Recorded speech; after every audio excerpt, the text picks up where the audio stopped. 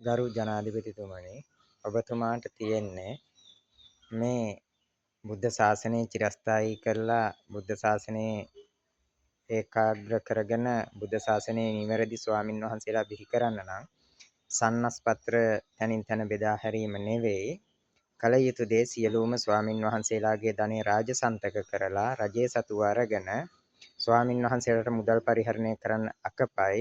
ඒ තමයි ආනන්දේ සර්පයා දුටු විහිද කියලා එදා රන් කහවණු මුදල්.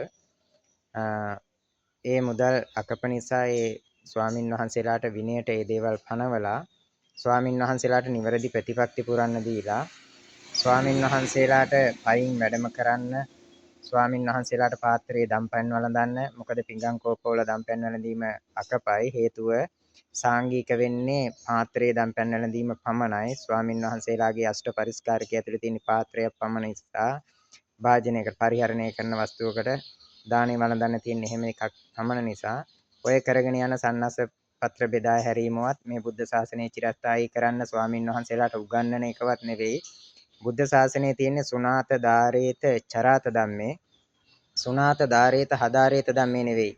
ඒක නිසා මේ වගේ වීඩියෝ එකක් දාන්න තීරණය කළේ අද රටේ යන තත්ත්වයට සෑම කෙනෙක්ම රට පවත්වාගෙන යන විදිය හරියන්නේ නැහැ. ඉස්සර වෙලා කළ යුතු දේ තමයි බුද්ධ ශාසනය චිරස්ථායී කිරීම. බුද්ධ ශාසනය චිරස්ථායී කරනවායි කියන එකවත් තේරුම් ගන්න බැයි නම් බුද්ධ ශාසනයේ ප්‍රතිපත්ති ඒ විදිහටම රැකීම.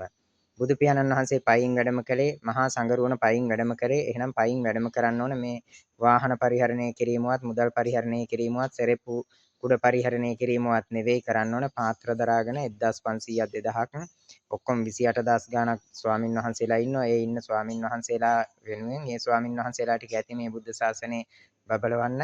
උන්වහන්සේලාට මේ ධනය පූජා කර නැතුව රටේ නායකයෙක් හැටියට ඔබතුමා තීරණ ගන්න පුළුවන්. මොකද රාජ්‍ය ධනෙ තියෙන්නේ ස්වාමින් වහන්සේලාට මුදල් පූජා කරන සෑම කෙනෙකුට මුදල් පූජා කිරීම ස්වාමින් වහන්සේලාගේ අතර මුදල් පූජා කිරීම අකපයි. සේනාසන චීවර පිණ්ඩපාත ගිලාන ප්‍රත්‍ය කියන සිව්පසේ විතර පූජා කරන්න පුළුවන්. සේනාසනය හදලා පිළියෙල කරලා පූජා කරන්න පුළුවන්. චීවරයක් මහලා පඬු පොල පූජා කරන්න පුළුවන්. ප්‍රජාපති ගෝතමියසේ දානයක් පිසලා පූජා කරන්න පුළුවන්. ගිලන්පස පූජා කරන්න පුළුවන්. පින්වත් ජනාධිපතිතුමනි, මම ඔබතුමාගේ පක්ෂ කාර්යාලයටත් වැඩම කරා.